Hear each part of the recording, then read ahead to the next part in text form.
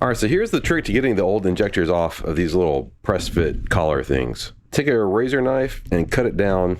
Just cut a slit, not too far, but you gotta cut all the way through till you feel like you're hitting the metal nipple inside there, right? And then peel it down like that. And then when you peel it down, you see that it pulls it out of the collar, and you can just cut the rest of that little corner off. And then once it's split, it just comes right out, just like that.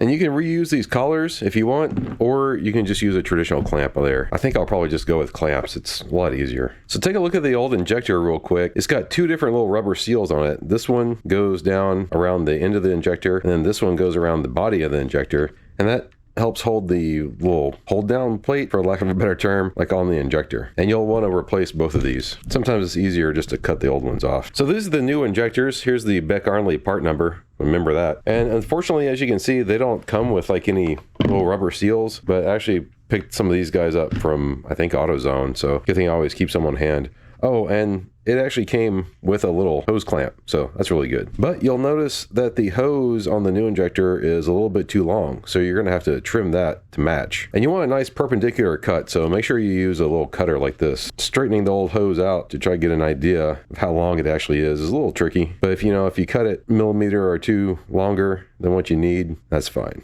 Something about like that, because these old hoses probably shrank anyway.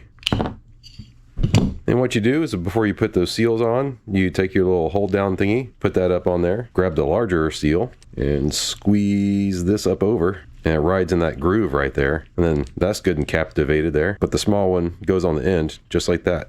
And then you take your fuel rail and just shove the tube onto that nipple there. It's a nice tight fit. All right, they're all on there. Now installation is the reverse of removal.